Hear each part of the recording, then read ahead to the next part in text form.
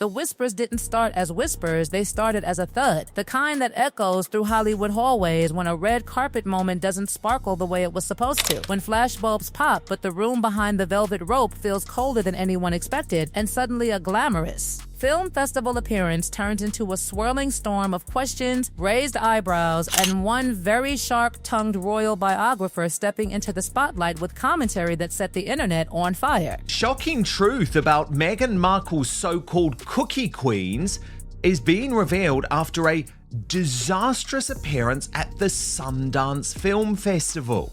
I thought she behaved so badly, and Harry too. She blames the media for her, in his words, murdered her, which is complete nonsense. Tom Bower, the legendary royal author, is sharpening his quill. Every single thing he has written about Meghan. First person to say how limited Prince Harry is, unfortunately, and how his wife trades off her husband's fame and fortune, or not so great fortune now. I mean, this is the problem, but we're still interested because, after all, he's a great character in our modern day. Meghan was angling for an invite to this funeral. She saw it as an opportunity. She's not wrong there. These big celebrity funerals, they're not like ours. They really are networking moments. I went to Joan Rivers' funeral. And didn't want to, firstly, be seen with Harry, and secondly, didn't want to go somewhere where she'd appear cheap and give it gratis. And this year, she is desperate to be seen. Yeah. And that's why she turned up. So I think she has a major problem. I mean, this was a calculated attempt against the families. I mean, the one thing that Samantha Markle always predicted was King Charles and Prince William are now at war over Prince Harry and Meghan Markle's Donald Trump rebuke. So Harry and Meghan want us to discuss the fact that they executive produced Cookie Queens and popped up at the Sundance Film Festival. And I'm happy to oblige, but not in the way they probably hoped. Apparently Meghan Markle didn't even watch the documentary she produced. Meghan, because that was the sort of person she was looking for, famous and rich. I don't think Harry feels any remorse. And I think that is the key thing in all this reconciliation. He still thinks that he's owed an apology from Charles and from William for the way they've treated not only him but also Meghan. And he doesn't want to realize that it's his behavior, his writing for money, being so unbelievably disloyal. So she invited herself to that. The only place that she has a standing open invite to where she will not appear, a tragedy. Because the story exploding across social feeds isn't just about a documentary premiere at the Sundance Film Festival. It's about perception versus reality, image versus impact, and whether Meghan Markle walked into that theater expecting applause, only to walk out into a narrative she couldn't control. According to commentary attributed to Tom Bower and echoed by online critics, the screening of Cookie Queens didn't exactly deliver the triumphant comeback vibe some had predicted. Reports and social chatter claimed empty seats. Others pushed back, saying festival screenings vary wildly and that optics can be deceiving. But in the court of gossip, optics are everything. Perhaps. So he's they toddle over to Sundance, where allegedly they have produced, their names are on the stock as a producer, a documentary about Girl Scouts trying to sell their cookies. It's called Cookie Queen. Edge of your seat viewing, okay? Now, there are reports, the Daily Mail has, that the Sundance screening had rows and rows and rows of empty seats, while the Sussex squad, those nebulous 10 fans out there, claim that it was a standing room only, sold out screening, because who doesn't want to watch a bunch of 8-year-olds trying to sling some cookies over at the local Stop and Shop? Picture the scene painted by critics, designer outfit, practice smile, cameras flashing, a carefully choreographed arrival meant to signal prestige and purpose. Supporters said she was championing a story about young girls and ambition. Detractors said it felt like a glossy photo op wrapped around a film few people outside the bubble were buzzing about. Somewhere between those two extremes is the truth. But gossip never lives in the middle. It sprints to the edges and builds a mansion there. It's no surprise, really, that it seems Meghan has no idea about the truth of the film that she is promoting, given that she decided to buy it without actually having anything to do with its production. But of course, Meghan's behavior towards the children themselves is also being exposed. Look at this from the red carpet, where she really did prove that she don't like these children. She's not at all interested about being around these children. And actually what she likes is the very quick pose for a selfie. That's where the didn't sell out narrative caught fire. Festival attendance numbers are rarely simple, and seat counts can fluctuate for all sorts of reasons. Industry holds, late arrivals, press shuffles. Still, online commentary latched onto the image of empty chairs as symbolic, a visual metaphor for bigger questions about Hollywood traction and whether the couple's post-royal media ventures are landing the way they once did. None of this came with official confirmation, but in the digital rumor mill, repetition becomes reality fast. And then came the more explosive layer, claims, again circulating through commentary channels rather than formal reporting, that the film's deeper themes were more complicated than the cheerful branding suggested. Some viewers online argued the documentary hinted at financial pressures on families and competitive systems around cookie sales. Others said that interpretation was overstated. But suddenly, the conversation wasn't just about turnout, it was about whether the message being celebrated on stage matched the message unfolding on screen. Film folks who are there working, and they went to this screening, and they said when it started, and it's a small theatre, this is not Radio City, this is a small theatre, when it started there was about 150 empty seats.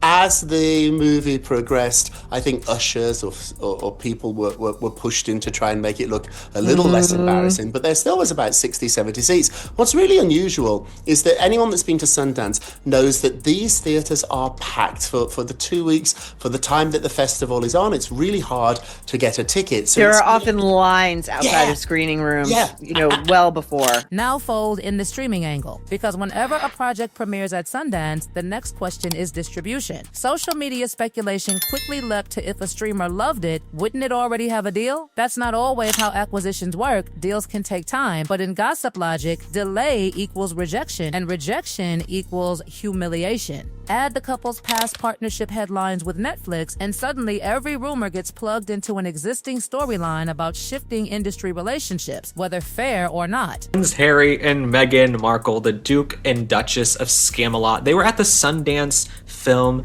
Festival. I mean, what a fall from grace, okay? They're at a film festival doing the red carpet like wannabe influencers and celebrities when they were real royalty, right? People would have been flying to see them. Celebrities who were at Sundance would have been jumping through rings of fire and hoops just to hang out with her if she were still a duchess, right? If she were still a duchess and living over in, London eating crumpets and scones, people would be jumping through hoops to hang out with her. And now she's having to do these desperate PR stunts. So she's invented a new career. Then the narrative sharpened even further, pivoting from industry chatter to personal critique. Commentators suggested Meghan praised the film in broad, glowing terms, while allegedly missing some of its more controversial nuances. There's no verified proof she misunderstood the documentary, but the allegation itself became fuel. The idea that she endorsed something she hadn't fully absorbed. In celebrity gossip, perceived disconnect is catnip. They're such dopes. They're such dummies. You come to me. Good luck selling that movie, because what real drama requires is some conflict and some tension. And if the only real narrative question in Cookie Queens is, will these girls sell all their cookies so they can have another year with the Girl Scouts? But the answer is, yeah, of course, because their parents have to buy them in bulk. Story's over. It's over. I've told you the whole movie. I'm sorry, did I give away the plot? Maybe not. That's the whole movie. That's the whole movie. They stretch it into an hour and a half. It's telling that Harry and Meghan did not get up and introduce the movie. Normally the stars, the producers. And this is where the temperature really spiked, because layered onto attendance rumors and interpretation debates came the claim, unverified but widely repeated, that she might not have watched the full film before speaking about it. That assertion, attributed to unnamed attendees in commentary circles, is impossible to confirm publicly. Yet it spread because it fits a dramatic arc, polished speech, complicated film, awkward contrast. Whether true or not, the story stuck because it felt scandalous. Meanwhile, online forums debated the documentary's portrayal of youth sales culture, with some viewers saying it highlighted systemic pressures and others saying it simply documented a competitive tradition. The Girl Scouts of the USA were mentioned repeatedly in commentary, though no official statement tied directly to these viral claims dominated headlines at the time. Still, the rumor that the organization was unhappy became another log on the fire, a classic case of speculation outrunning verification. Through it all, one theme posts underneath: image control. Meghan's brand has long leaned on empowerment narratives, so critics argued that celebrating a film some viewers interpreted as exposing inequalities created tonal friction. Supporters countered that documentaries often show both light and shadow, and that acknowledging complexity isn't the same as endorsing every element shown. But nuance rarely trends. Conflict does. The red carpet that was meant to signal influence instead became, in gossip spaces, a symbol of disconnect. Her speech, described by detractors as polished but vague, was dissected word by word. Why didn't she mention specific scenes? Why not highlight tougher moments? Why focus on inspiration over critique? These questions might simply reflect personal speaking style, yet in the echo chamber they transformed into insinuations of surface-level engagement. And hovering above all of it was Tom Bower's name, invoked as the seasoned critic ready to say what others supposedly wouldn't. Whether his remarks were quoted directly, paraphrased, or amplified beyond their original tone, his reputation for blunt royal commentary gave the story extra sting. In gossip culture, attaching a recognizable critic's voice gives rumors the illusion of authority. So what actually happened inside that Sundance theater? We don't have attendance spreadsheets or backstage transcripts. We have impressions, interpretations, and a digital chorus eager to frame the moment as either triumphant or disastrous. The truth probably sits somewhere in between, a modestly received premiere that became a magnified symbol in an ongoing narrative about relevance, reputation, and reinvention.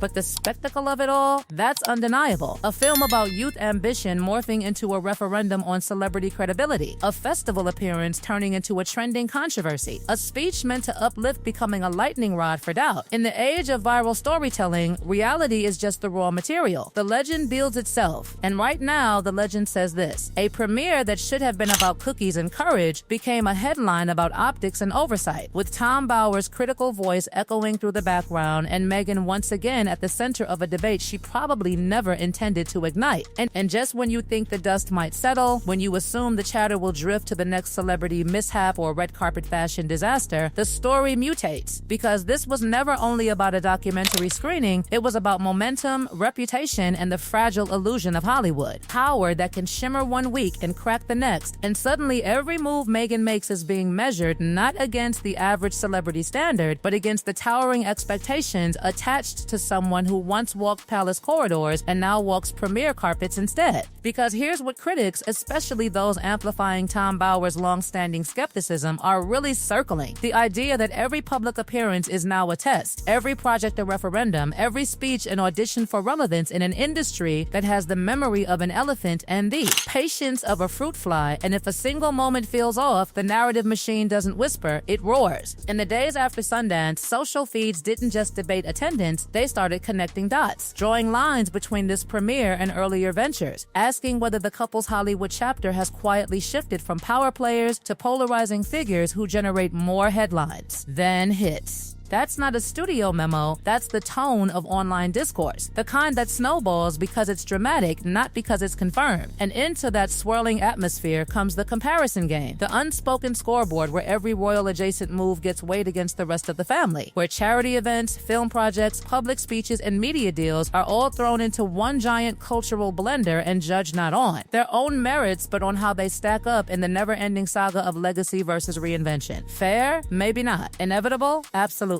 Supporters argue that Meghan showing up to champion a film about young girls' ambition is perfectly aligned with her long-voiced themes of empowerment and visibility. Critics counter that intention doesn't erase optics, and that when a premiere becomes overshadowed by debate instead of praise, perception wins over purpose. Neither side is whispering anymore. Both are shouting across the same digital battlefield. Then there's the Hollywood calculus, the quiet industry math that doesn't trend on social media but matters behind the scenes. Executives don't just look at art, they look at audience pull, press tone, brand associations. When a project's headlines become more about controversy than craft, decision makers notice. That doesn't mean doors slam shut overnight, but it does mean every future pitch carries extra baggage, every meeting an undercurrent of will this bring viewers, or noise. And noise is a double-edged sword. Meghan and Prince Harry have never struggled to generate attention. The question critics now raise loudly is whether attention is translating into consistent celebrating celebrated output.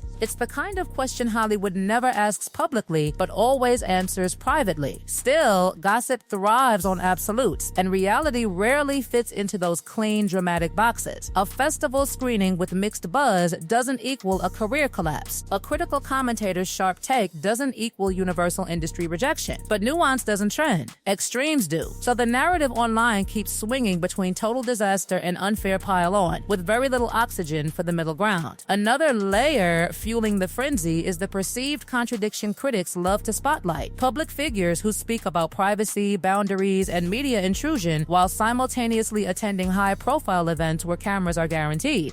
Supporters say that's simply part of professional life. Promoting work requires visibility. Detractors say it undermines earlier pleas for space. Both arguments can coexist, but gossip chooses whichever one stings more in the moment. And then there's the branding question. Meghan's image has long been built around polish, poise, and purposeful storytelling. So when detractors frame her Sundance appearance as overly rehearsed or emotionally disconnected from the film's tougher themes, it feeds a storyline that everything is curated, nothing spontaneous. Whether that's fair or just projection doesn't slow the conversation down. If anything, it speeds it up. Meanwhile, Tom Bower's name continues to surface as shorthand for skepticism. His reputation as a royal biographer, unafraid of blunt commentary, makes him a convenient figurehead for critics who want their doubts to sound authoritative. Whether every viral quote attributed to him is presented with full context is another matter, but once a narrative attaches to a recognizable voice, it gains traction fast. Lost in the noise is the actual film, the work that dozens of people beyond Meghan and Harry poured time into. Documentaries often provoke debate. That's part of their purpose. But when the conversation becomes dominated by celebrity association instead of content analysis, the art risks being swallowed by the aura around it. For supporters of the filmmakers, that's the real frustration. Still, the celebrity element is unavoidable. Meghan's presence guarantees that even a modest festival moment becomes global gossip. The same visibility that once amplified her philanthropic messages now amplifies criticism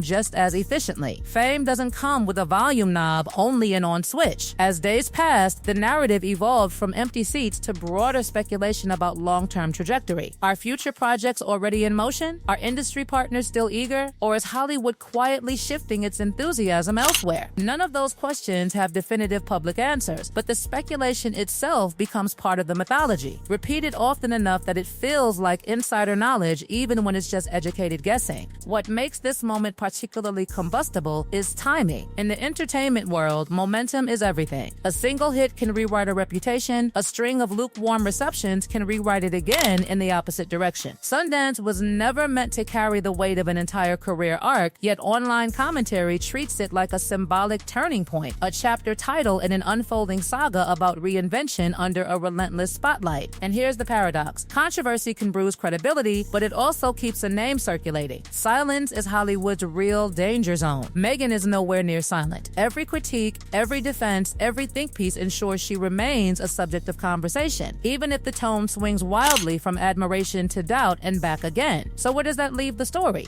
Not with a clear victory or defeat, but with a charged atmosphere where every future move will be interpreted through the Sundance lens. Next premiere, next speech, next partnership, all will be measured against this moment critics labeled a stumble and supporters called overblown. In the end, what happened in that theater may matter less than what happened online afterward. The screening ended, the lights came up, but the narrative, fueled by commentators, critics, fans, and detractors, is still playing, looping, morphing, refusing to fade out. Because in the world Meghan now inhabits, the real stage isn't just the festival venue. It's the endless digital amphitheater where perception becomes plot, speculation becomes storyline, and every appearance is both a performance and a test. And right now, according to the loudest corners of that amphitheater, the verdict is still being argued fiercely, endlessly, dramatically, exactly the kind of ongoing saga that keeps gossip alive long after the credits roll, long after the credits roll, long after the credits roll, long after the